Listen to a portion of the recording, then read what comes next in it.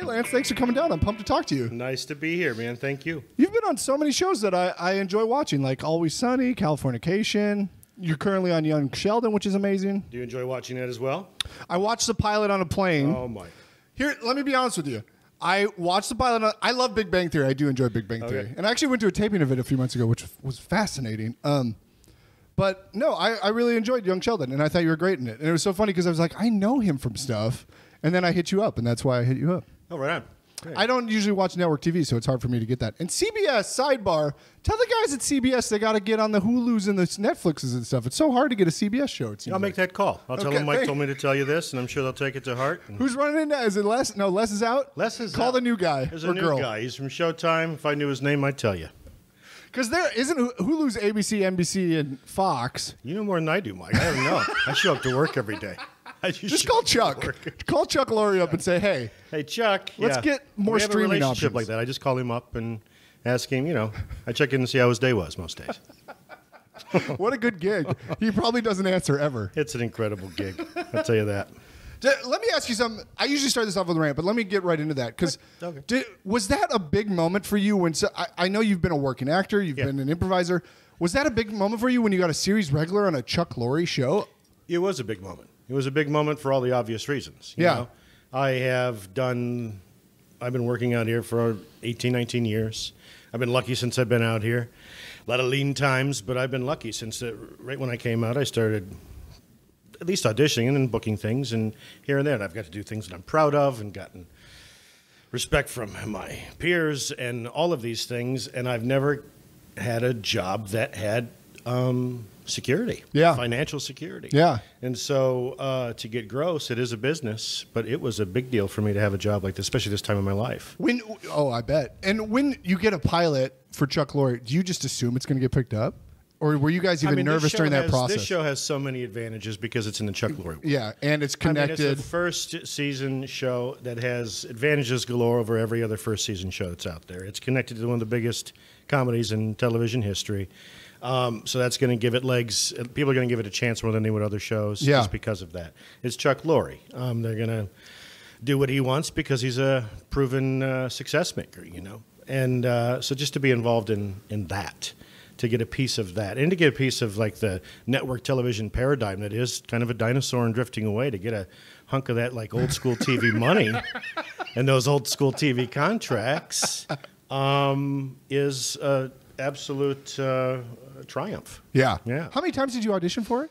Audition once. Just once. Wow. I think maybe I read for it, and then I tested with Chuck and Steve, and tested with. There's a history there too because I had worked in The Big Bang Theory once. Oh, okay. I played a part in one episode of The Big Bang Theory years before. Yeah. So Chuck had seen me. Oh, that's great. And then I auditioned for a show called Mike and Molly. Oh, as the lead. As the lead, and it was between Billy Gardell and I. And Billy deservedly got it. Him and I had been in the trenches for a long time. We were the same type, big guys, blue collar types, and we were in the room together all the time. We had tested against each other in a number of things. Sure. And that one, Mike and Molly, he got deservedly so. But all of those things, me being in front of Chuck, I think all led to this job. Yeah, that makes sense. Yeah. So what did you celebrate the moment you got it? Did you do anything wild or? Yeah, no. I told my wife I wouldn't be home for about 4 days. Went to Vegas. Vegas, baby. Vegas. Strippers and blow. I didn't have any money, but I knew it was coming. Yeah. So. No, I've learned. I've been doing it long enough, man. I don't celebrate until it happens. Until it's out there. Smart. So the word was exciting, but until I'm working, I don't revel in it. Do you know Matt Jones? He was Badger on Breaking Bad. He was a character on Mom.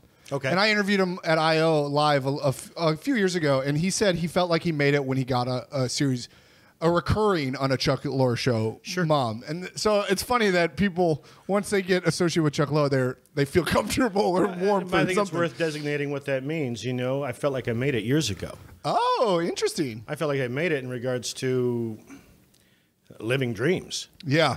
Setting goals for myself and reaching them. I had made it a long time ago before I got this. There were new goals being set. Yeah. Because I was a family person. And so So You just made the whole audience sigh. Oh, that's so sweet. drink it down, America. Sweetness. Making it is with my family, not with my career.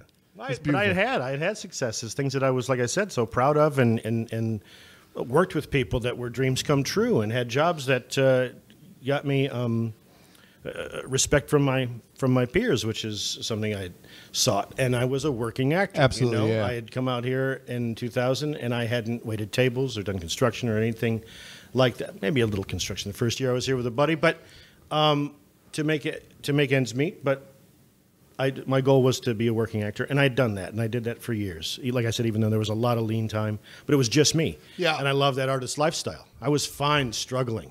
I loved the romantic notion of struggling as an artist as opposed to doing something I hated. Sure. To make ends meet. Well, and those priorities change when you get older and when you have a family. That's fair. And so the family thing, that's what another coup with this show for me is that the timing of it was so great. I'm a family man, and I've been lucky enough to make insurance to maintain my SAG insurance. Yeah. You know? And that was a goal, and I was able to do that. But now And now your schedule is probably much more 9 to 5-ish, so you can be home at night for your kids. It is, and it's a show with kids, man. I mean, I can't talk enough about how great this show is in this specific time in my life, personally. I do. I'm home for dinner most nights. Yeah, that's awesome. Which is unheard of in television, single camera. I missed bedtime twice, I think, in the whole 2 seasons that we've done. That's amazing. It's phenomenal. Yeah, that's super cool. Maybe making it I feel like the term making it has a connotation to it that feels kind of gross. So maybe the term is comfortable. Once you got Chuck Lorre, you felt but that's the term that people, I think, is generally assumed of making it is monetary success and recognition. a level of recognition. Yeah. My family would be like, people back home, hey, kid, keep up. We're proud of you. Yeah. You're gonna get there one day. I'm like, what the fuck? I've gotten there a few times. Isn't that funny? Don't worry about it. You keep pushing. Yeah. You keep working, buddy. Persevere, and you're gonna get. I've made it. If they don't see you, they assume you're not doing anything, which is so That's right. funny. And That's yet you're auditioning every week. You're getting callbacks. But I had reached my own personal goal, so this is gravy, and it is, man. It's a money job. That's sweet. And I'm making money like I never have, and have some security for my family for a little while. By the way, I meant to ask you before we started recording. Can I borrow $20 when you get a moment? Talk to me after we're off mic.